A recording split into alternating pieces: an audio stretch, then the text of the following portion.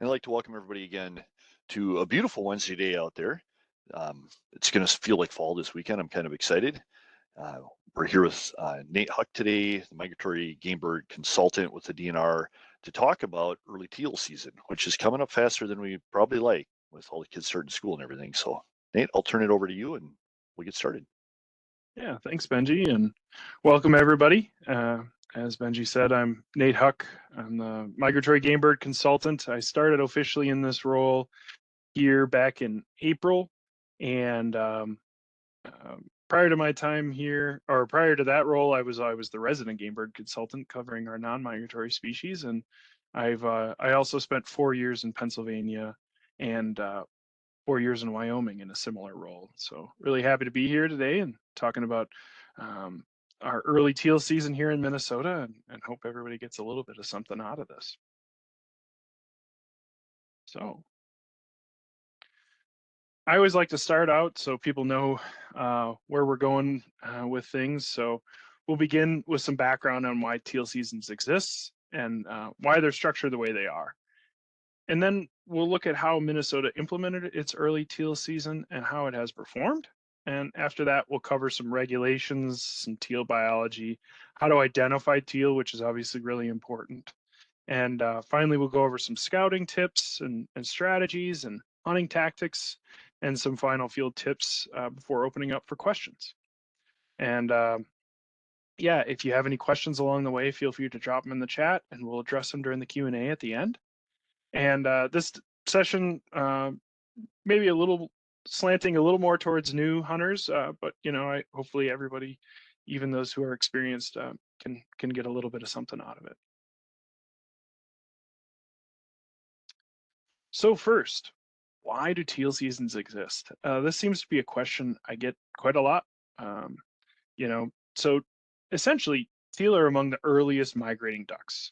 By the time the regular waterfowl season opens, many teal have already left Minnesota, although not all.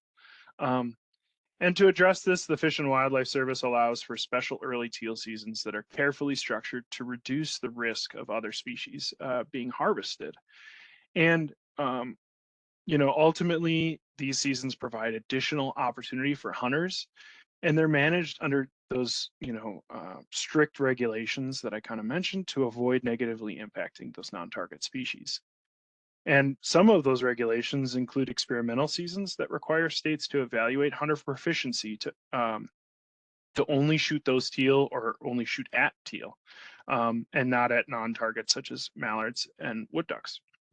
And Minnesota conducted one of those from 2001 through 2003. In the Mississippi Flyway, these early seasons have been available for decades in southern states, basically everywhere south of Iowa. But Minnesota, a northern state, had long been excluded due to identification concerns. But some improved modeling really demonstrated to us that there was additional harvest opportunity for teal. And as such, those northern states, including Wisconsin, Iowa, Michigan, and Minnesota, were offered the opportunity to have these experimental seasons and see how hunters, whether or not hunters could successfully ID birds that weren't teal or successfully ID teal. So and then just a quick thing to note that teal seasons are reviewed using annually, looking at the population status, and we balance harvest opportunity with population sustainability. So as I mentioned, Minnesota's first early teal season was held in 2021. It was initially authorized as a 3-year experimental season from 2021 to 2023. And then we treated 2024 as a bonus year, basically the timing of when we are able to produce the report and evaluate it and then implement it as a quote unquote operational season, just didn't line up. So you kind of get just that extra year in there. And then everything became operational here in 2025 and beyond. So every year that this population can support it, Minnesota is allowed to have a teal season and we can evaluate that annually. Minnesota now ranks third nationally in teal harvest during the early teal seasons, which is quite a feat given the fact that, we have some big southern states that harvest a pile of teal. So that's a lot of birds that are harvested each year. And that's a testament to, strong participation. We have a lot of people who participate, and also, we have some nice habitats across the state that are great for harvesting teal in. So, and before implementing, I just want to point out that the DNR did gather public input, and we've tracked compliance and identification errors during that experimental period. And we were well below the thresholds that have been established by the Fish and Wildlife Service that allow those operational seasons. And as of now, early teal season is a regular feature of our fall hunting calendar, and hopefully will be into the future. Um, So, what does it look like? How many people are we talking about here? So this is the federal data. Our state data kind of varies a little bit from this, but not a ton. So looking at participation, we've had around 14,000 hunters, and actually our state estimates estimate that this is probably closer to 30,000 hunters, harvesting approximately 49,000 teal, an average of 3.5 birds per hunter. And those hunters spend about 2.2 days, just a little over 2 days in the field during the season. In 2022, teal became the most harvested duck in Minnesota, in part due to this high harvest during our teal seasons. And it's remained the most harvested duck since. These numbers demonstrate just how popular the season has become and how productive it can be. And we do annually monitor these effort metrics to kind of gauge how that season is going. So the early teal season in Minnesota runs for 5 days in early September this year. That's going to be from September 6th to the 10th. And one question that I get about that is, people know that there are more days available to us. But ultimately we've chosen to just be a little bit more conservative, considering the fact that we have youth seasons to get in September. So we've just chosen to stay with that 5-day season. The daily bag limit is 6 teal, which includes blue wing and green wing teal. And the shooting hours, which this is important for folks to notice, are from sunrise to sunset for teal specifically. And that is different than the regular duck season. And hunters are required to use non-toxic shot, just like the regular duck season. And only the blue wings and green wings can be harvested. I think I said that already. And it's really important to make sure that people are properly identifying their birds to stay legal. And these rules ultimately help protect other waterfowl species that may be present. And this season really, again, kind of pointing out that sunrise to sunset, that sunrise start time just allows hunters that additional little bit of light to be able to more properly ID birds that they're seeing. And from my personal experience, I kind of enjoy that first 30 minutes. It takes a little bit of the pressure off if you're running a little bit late, but also you get the opportunity to see a lot of birds kind of moving around the landscape and get to freshen up on that ID. You might see some birds and think, oh, that's a teal, and then realize it's not, or not. It's just a good opportunity to kind of freshen up on your ID. Bring a pair of binoculars and take a look and make sure. And another thing to note, just in case, is electronic spinning wing decoys are legal during this season. I think this is maybe my favorite slide. I love talking about blue wings and their migration and things like that. So they are a really small, fast-flying migrant. And generally, I focus on blue wings here because they are the majority of birds that are harvested during that teal season. I did mention green wings can be harvested, but the season really is targeted at blue wing teal. So they do migrate long distances. You can see on the map there, some blue all the way down into Central America. They generally prefer to nest in the prairie pothole region, where you can see that dark red color on the map. And they prefer shallow wetlands with plenty of emergent vegetation that they're going to feed on. They are sensitive to weather, which makes scouting and the timing, making sure that season is early, really important. So blue-winged teal often leave the northern U.S. as soon as cool nights and days shorten. Frankly, I expect many teal will begin migrating this weekend with the colder temps in the forecast. I saw some mid 40s. That's definitely going to get birds moving. I actually saw some videos from this past weekend of folks getting ready for their teal seasons in Missouri and Texas, and already seeing some flocks arriving down there. So, it's a pretty brief window when the majority of teal are moving through. Um, and as I think I've already said, generally speaking, the teal that you are going to see during that early teal season, they just aren't the same teal that you're going to be present during the regular season. There may be a few that have hung around throughout that entire stretch, but the majority of them will be kind of different birds that are still migrating. So their migration route does take them all the way into Central America, and this makes them among the longest migrating North American duck species. And one thing that I like to tell people about is when I worked in Wyoming, we banded a fair number of blue wings that would come through each late August and early September. And a few birds that I banded were actually harvested in central Nicaragua. Um, and the kind of my favorite part of that is that they were hunters from Wisconsin and Minnesota that had actually harvested those birds. So, uh, people went all the way down there to harvest birds that were just in the States a few days ago, or probably a few months. I think they were actually shot in January. So let's talk a little bit about teal ID. I think these next few slides are, the most important aspect of teal season, because part of the reason why we didn't have teal seasons was concerns about species ID, because we recognize that, there's other species that are nesting and present during those teal seasons in Minnesota. And it's important to be aware of what you're shooting, and, like that golden rule and Hunter Ed. So, um, basically being able to ID these birds in flight is going to be your key skill. Obviously, you can potentially land them to get a better look at them, but they may not give you that opportunity. Um, Blue wings are gonna have that distinctive blue patch you can see there in the photo on the tops of their wings. That's really going to give you a good sign. But in general, they are a really small bird too. Um, and so they're really fast and they're erratic in their flight, and that's going to differentiate them from basically all the other birds that are going to be on the landscape. Um, and it's important to consider the fact that there are going to be mallards and wood ducks primarily that are also on the landscape.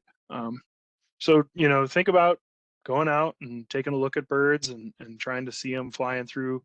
Obviously, they're not all going to look like that pretty picture there, and work with field guides, look at apps, look at videos to help improve. It's also important to listen for vocalizations. You'll make a high pitched quack. I'm really tempted to try and try and duplicate it for you, but I'm not gonna right now. But it almost sounds a little bit like they're laughing. Um, and mallards are going to have a deeper quack than that, and there's also kind of the squeal of a wood duck to give you an idea generally. um, Body size, obviously really important to look at. And then there's also flock behavior. Like I said, these are going to be a little more erratic, especially when they're landing. And they're going to generally, fly in smaller flocks. I've seen some photos and videos of places that have a lot of teal. They might be in some really big flocks too, but generally they'll be in some smaller flocks. They'll fly low, things like that.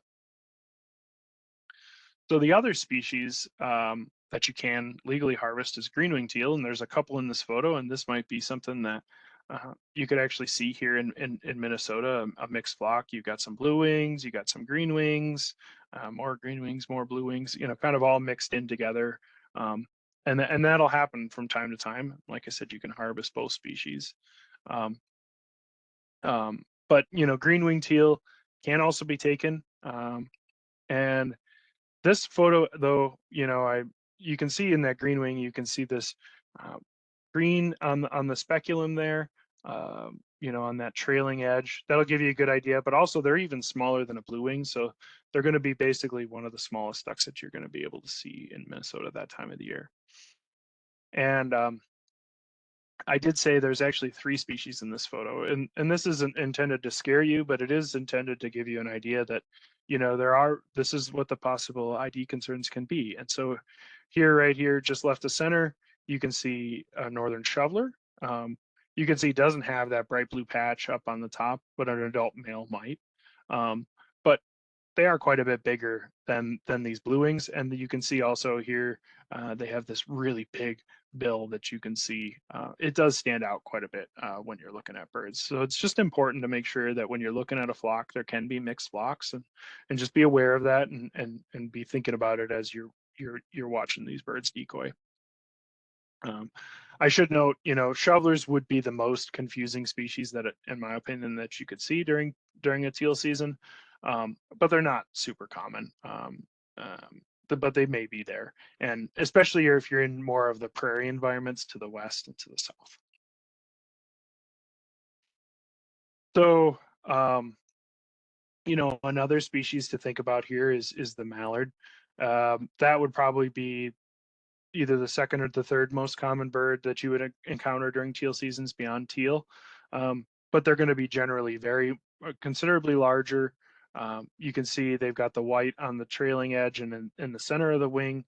Um, they're going to have considerably slower wing beats, and they're not going to fly near as erratically. They're also just going to be, like I said, quite a bit larger.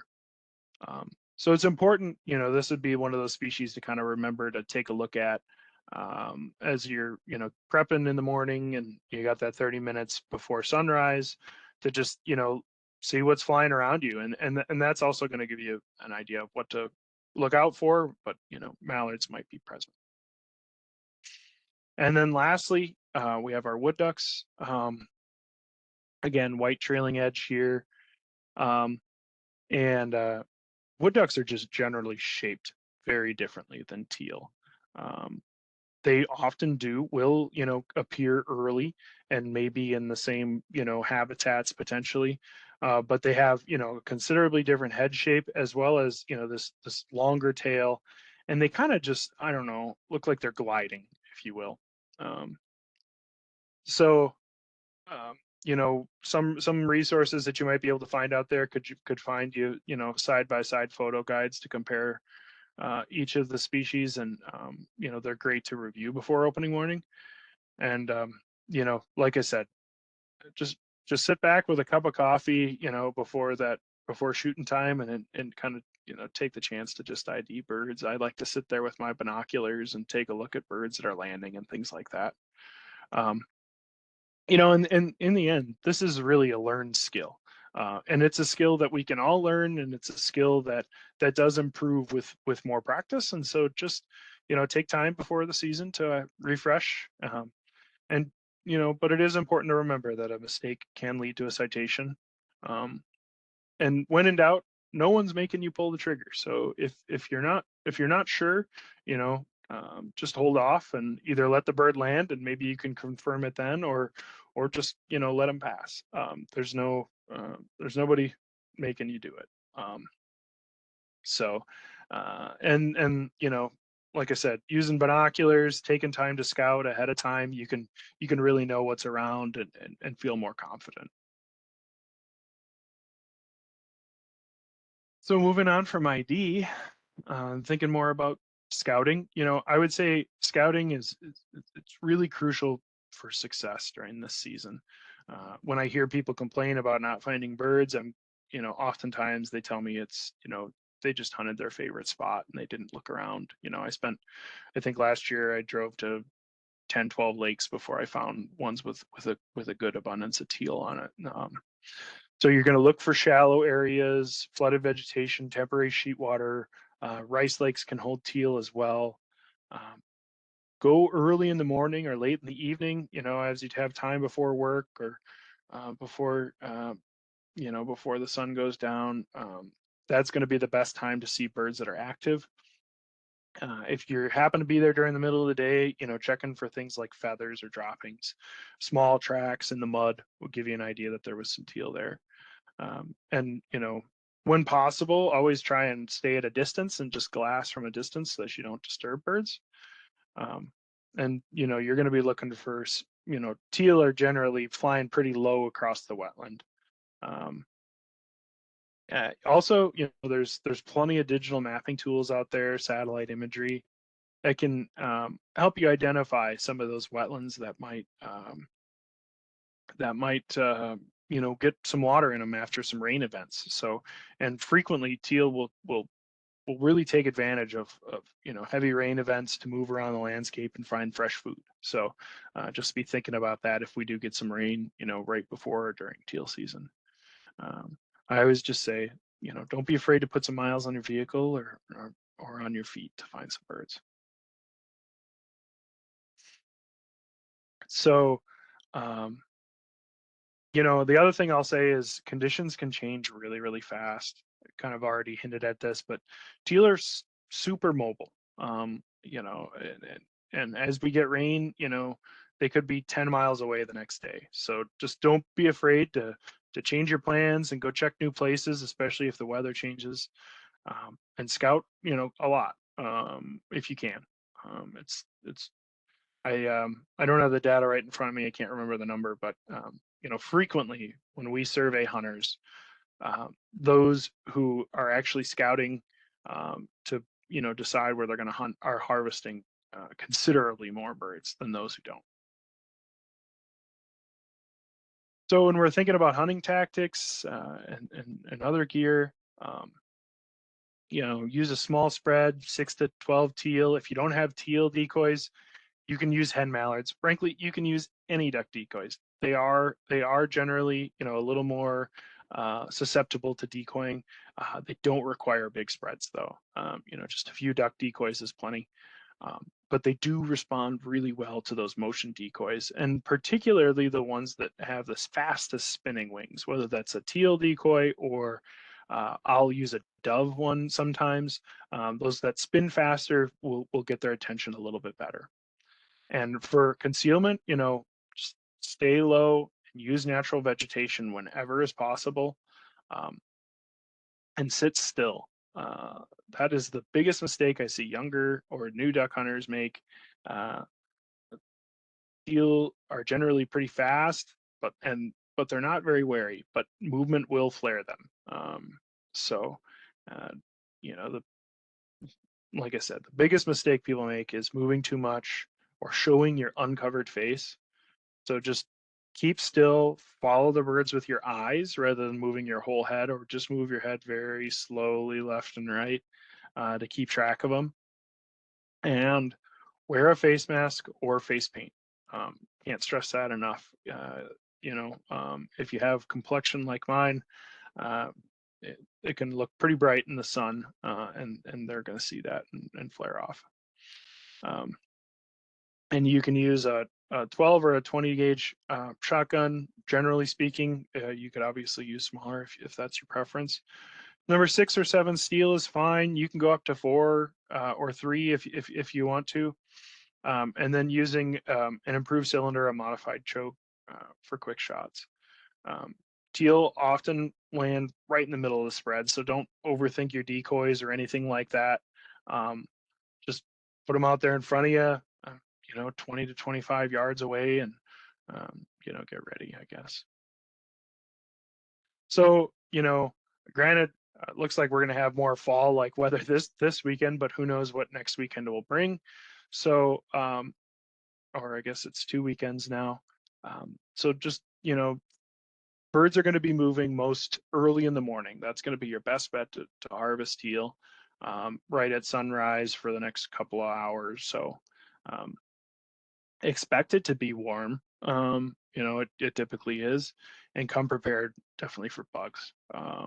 But it's still a really cool opportunity. But yeah, keep that thermocell on. And make sure to hydrate and plan for dog safety. That's another important one if you do bring your dog out, especially if you haven't trained your dog a ton during the summer. Remember, this might be their first time out in the year. So, keeping them cool, bring extra water. Consider making sure everybody's in the shade out of the sun. And, put a wet towel on your dog if they do start getting warm. And yeah, don't forget that bug repellent or a thermocell. So just some final tips, reminders, know your species and take your time to ID your target. No one is forcing you to pull the trigger. Scout thoroughly before the season and definitely during the season if you can. And above all, hunt ethically and safely. Online forums or other places, conservation organizations like Ducks Unlimited or Delta Waterfowl can offer some additional tips for hunters as well. Uh, and one thing I did, just want to tell folks about, we released our survey results here not too long ago. Um, so this is kind of moving away from that, but we did have an estimate of 64,000 birds. And this is down 60% from last year's estimate and 69% from the long-term average. It's just really important to note that when you're thinking about that, when you're seeing that only a small portion of the continental teal population actually nests in Minnesota. Most years we account for 1 to 4% of the total population. If I went back to that slide where you saw the dark red, the majority of that dark red is in North Dakota, Saskatchewan, Alberta, Manitoba, South Dakota. The count in Minnesota this year likely dropped because of the dry conditions we had. I'm sure, a few of you would say, yeah, but it rained a bunch in May. But, most of that rain came far too late for teal to settle here. And couple that with low site fidelity or the preference to nest in a specific location, teal just generally don't care. They just want to go where there's good habitat, unlike something like a mallard. So it's just likely that most of those birds found, better nesting habitat to the west or to the north of us. But one thing we can say is that the change was not driven by hunting, and changes in our regulations wouldn't, ultimately change that population. Important to note, Wisconsin's population actually increased since they've had a teal season. Again, they just vary a ton over time, and it's just not all that predictable. And with that, that is everything I have for folks. And so, I invite you to type any questions that you might have in the chat, and happy to discuss. And yeah, thank you all for your time. And thank you for joining us and sharing kind of the reason and the history behind teal season and your obvious passion for getting out there and doing some waterfowl hunting. So it's always fun, and you talk about the cold weather and talk about ducks, and it's kind of gets me the itch to get out there and do some scouting. So that's awesome. Yeah. Eric put a question in here, and he said he jumped the gun a little bit because you answered it right after that. But just one more time on the decoys. Any type of decoy is allowed, even the mechanical type for teal season. So, Yep. okay, great. I know what we talked a little bit before, and please, if anybody has any questions, drop them in the Q&A there. Be happy to jump on and answer those. And also for those interested, we haven't announced our fall programming yet, but one of our fall programs is on waterfall hunting on some of the big lakes and how we manage for some of these waterfall things too. So if you're a duck hunter and find this interesting, please check into that. I believe that's going to be September 24th, if I remember right. So we talked a little bit before the program too about my daughters are just turned 16, so they've been hunting a couple times. One of them went out duck hunting last year, and this year we're going to go out for the youth season again. Every year I hear a little bit about, the youth get out there before we do, and all this good or bad or whatnot. I personally love it. We go in an area that there's quite a few other youth out there, so it's kind of a family thing. Get out there. It's just such a neat thing to have, 3 or 4 youth around the camp. We hunt in the bottoms, lower Mississippi bottoms, and the youth get out there and get to experience. We have some hunters that are just diehard waterfowl hunters, so they're getting kind of out there for the first time of the year and kind of getting their feet wet into hunting again. checking out new spots or checking out new ducks and stuff. So, um, what's your opinion on the youth season? I personally love it. I know some people don't like it. Um, I think it's a great way to get youth involved. Sure. Yeah, I mean, I think the youth season and the teal season are great opportunities for folks to get out earlier and to get those experiences and frequently I think the criticisms that I hear of teal season of youth season is that people feel like it's moving birds around, it's blowing birds out, it's causing them to migrate, and they're not getting the same opportunities that they would during the regular season, and I guess you know it's important to note that's why we have kind of that separation, right? We have a full weekend in between um, the youth season and the regular duck season. Also, the youth season generally doesn't have that many participants, so they're most of the wetlands aren't getting hunted anyway. Um, and the other thing that I would say is, one thing that's been really great is that there is a ton of new waterfowl research out there. The the devices that we're using are so much cheaper now, and we're able to put them onto piles of birds and get to learn a lot about ducks. And one thing we see time and time again is we can't actually identify opening day from the bird's movements generally. They might make local movements, but we don't see large scale movements. And so oftentimes when people are saying, yeah, it's affecting my opening day or something like that, oftentimes it it might be moving birds indeed, but they're just in the pond over that wasn't hunted, or they just moved a little ways. And again, coming back to that scouting and making sure you're checking to find your birds. That's going to be the most important thing that's going to factor in for your opening day success. And you know, while I'm rambling, I guess I'll add one other thing. Important to know we do bag checks during our at some of our major units, and actually a couple of our major units have had some of the most successful opening days that they've ever had since we've opened our teal season. um, and so just important to keep in mind, certainly birds might move around the landscape as they get pressured or they hear guns, but not necessarily actually causing them to migrate to Iowa or places further south. Yeah, I really appreciated the conversation about getting out there and starting scouting early. I've never been like I've done a little bit of waterfall hunting, never like diehard. I know guys that travel from North Dakota all the way down to Texas following the migration and hunting all fall. Um, that's never been me. So I always try to get out, um, do a little scouting beforehand. I was an archery hunter too, so it's good to get out in the woods and try to figure out that also. But getting out and scoping out the pothole ponds in my area and try to ID those ducks, like you said, with binoculars on the ground and then watching them fly.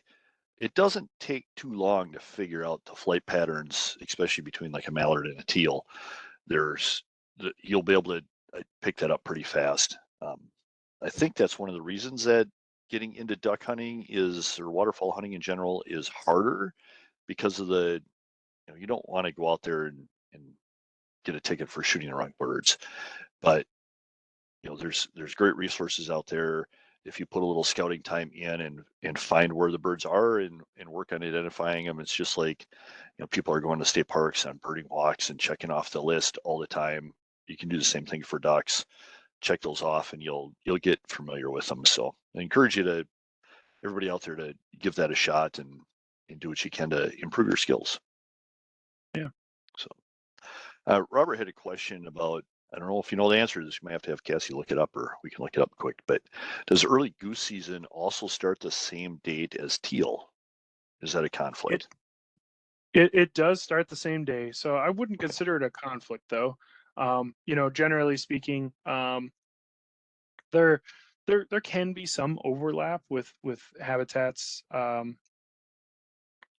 that that teal and geese are going to use, but and you may have the opportunity to actually to harvest a couple of geese while you're out there teal hunting. um, but generally speaking, they're going to be a little bit segregated from each other. But that said, yeah, they do have separate shooting hours, and they would also the goose season will run from September 6th through the 21st, so it actually runs a little bit longer, or quite a bit longer. The early goose. Great. Um, well, I got a hard personal question for you. Like I said, my daughter went out last year, got her first couple of wood ducks in the early waterfall season, brought them back, and I cooked them up, and she did not like duck. So this year we're gonna try something different. Do you have any great suggestions for favorite duck recipes? Yeah. Well, I would say that's the other thing that I will say is that, you know, teal are generally some of the best eating ducks. They generally, this time of the year, are going to be foraging primarily on seeds, which makes them, just a more palatable bird. If they're switching over to invertebrates, they tend to be maybe a little more gamey. Um, I make a couple of suggestions for folks. Brine them.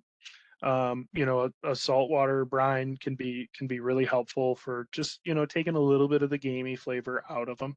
Um, and you can also, some of the things that I like to soak them in would be something like um, orange juice or anything that has a little bit of acidity to it. I think that acidity can really help cut some of that flavor that people may not enjoy as much. Um, so, and just thinking about that, um, you can always go with the old tried and true, wrapping them in bacon. I've never tasted anything that doesn't taste good in bacon. Um, but that's always an option for you. But that's my suggestions if people are just kind of getting into duck. Um, but I would also say the other thing that I see frequently with duck is people overcook it. um it keeping it at that like medium temperature is going to be really important, because otherwise it dries them out and it can be like chewing on shoe leather. They do definitely overcook pretty quickly, and so just thinking about that. But the other suggestion I guess I'll leave you with is like making them into tacos. We had a Ooh, we actually made a bunch of we soaked them for a little while in some lime juice and some orange juice, and we fried them up, made them into tacos, and actually that ended up being coots. And if you talk to anybody, according to people, coots don't taste good, and everybody in the room had no idea they were eating coot until we told them at the end. So I think that's a great way to prepare something. now not only am I hungry, but I'm really looking forward to early teal season now. I gotta see if I Yes. get the girls out for that. So thanks for the suggestions. Yeah, that's one of those things that we get. Maybe it's just me, but I always feel ill prepared when I do go out there and I get duck or I get pheasant, and then I'm like, oh, I really don't want to just throw it in the freezer or the fridge. I want to make something with it. So it's Yep. kind of a last minute thought, and that's what happened with the ducks. The power of Google, searched up a couple recipes and tried one, and it was not a favorite, but I'm liking the taco thought. So Yep. I'll have to get something in advance, and if we get some this year, get them home and go from there. Yeah, I have that problem of thinking in advance because I never want to assume I'm going to be successful. So Yeah. I feel like if I'm prepping to be successful, then I'm assuredly not going to be. So All right. It doesn't look, if anybody does have any questions, we can please put them in the chat. You did mention a couple. Um, Somebody dropped something upstairs. Um, Resources for learning how to waterfall hunt, Ducks Unlimited, a couple other of those. Reach out to people. I think this early teal season is a great way. It's a fairly easily identifiable duck. Um, it's not like a waterfall season where you got more variety of ducks. I think you get fewer varieties in the early teal season, so it's a great way to get out and kind of start practicing that if you don't have somebody to go with. But there's some great areas. What do you have for resources for people that are looking, maybe metro area or outstate Minnesota, and they're like, this I might be interested in trying this. I've never duck hunted before. Early teal season seems doable. It's warmer. It's not. It used to be, I think, a duck season, and it's people freezing in the boat, and it's sleeting or snowing out. That's not the case here, so it's warmer, it's easier to handle, it's easier to try out. A lot of people might have the equipment for this. Where's a good place for them to find a resource or where to go or how to get started for that? Yeah, I mean, Delta Waterfowl, Ducks Unlimited, both have good resources there. You could check the DNR website for sure. And the other thing that I'll say is YouTube has become a great resource. Obviously, you have to be a little discerning. Anybody can put anything up there.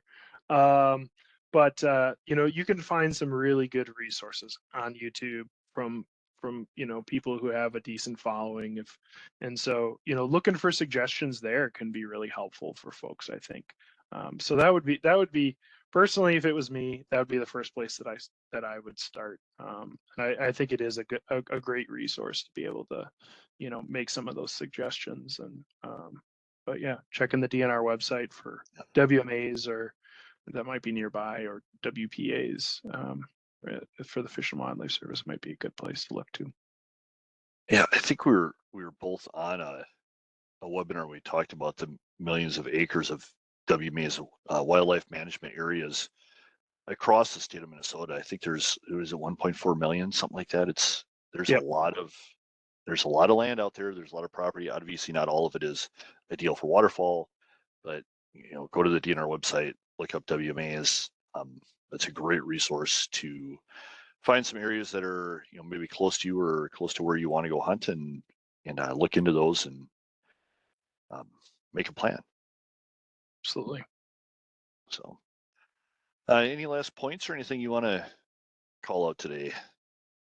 Nope. I guess I will just say that one last thing.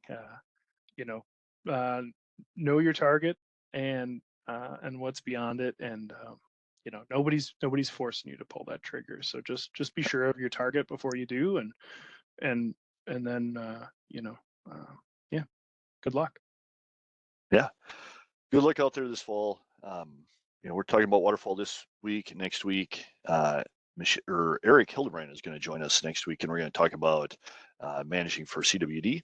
So look forward to seeing everybody next week. And then 2 weeks from that, we're going to start our fall schedule. So keep your eye out for our fall schedule. We're going to have some deer hunting and some waterfowl hunting and some fishing stuff to cover this fall. So everybody get outside, bring a new person outdoors if you can, and just get out and enjoy the beautiful what's soon to roll into fall here. So my kids start school next week. So we'll here we go into fall for another fun season. So Nate, thanks a lot for joining us. Everybody have a great weekend and great rest of this week, and we'll see you next week. Yeah, thanks everybody.